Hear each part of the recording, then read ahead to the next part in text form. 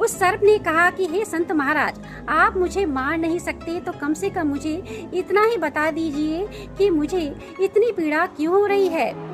मुझे अत्यधिक पीड़ा का सामना किस कारण से करना पड़ रहा है।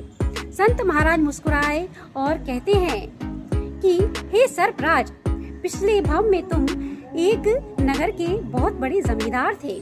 तुम्हारे पास छोटे छोटे गांव के किसान और मजदूर व्यक्ति आया करते थे। तुम उन व्यक्तियों से सोना, चांदी, जमीन, जायदाद, यहाँ तक कि उनके खेत भी गिरवी रखवाते थे और उसके बदले अत्यधिक ब्याज पर रुपया पैसा दिया करते थे।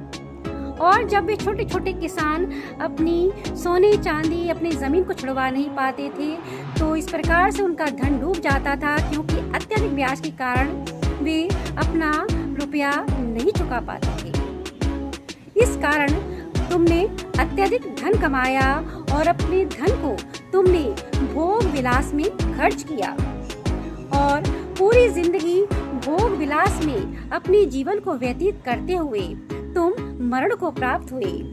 जब तुमने इतनी धन दौलत कमा ली तो मरते समय भी तुम्हें उस दौलत का ही ध्यान रहा और इस प्रकार से आर्त ध्यान करते करते तुम्हारी मृत्यु हुई और आर्त ध्यान के कारण ही आज तुम सर्प की गति को प्राप्त हुए हो। तुमने अपने पूर्व में किसानों और मजदूरों का खून चूस चूस कर जो धन कमाया, उस धन से तुमने सांसारिक सुख का लाभ लिया।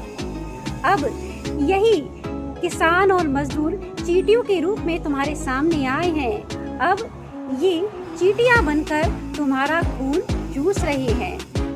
देखिए, भगवान के घर देर है अंधेर नहीं, क्योंकि जो व्यक्ति जैसा कर्म करता है उसे कहीं ना कहीं उसका फल तो प्राप्त होता ही है। यदि हम अच्छे कर्म करेंगे तो हमें उसका अच्छा फल प्राप्त होता है, और यदि आप दूसरों को हमेशा कष्ट पहुंचाने वाले कार्य करेंगे तो आज नहीं तो कल आपको भी उसी प्रकार का सेम वही दुख प्राप्त होगा जैसा कि आपने दूसरों को दिया है। इसलिए प्रत्येक कर्म को करते समय बहुत सोचना और विचारना चाहिए। उसके पश्चात ही हमें जिंदगी में आगे कदम बढ़ाने चाहिए।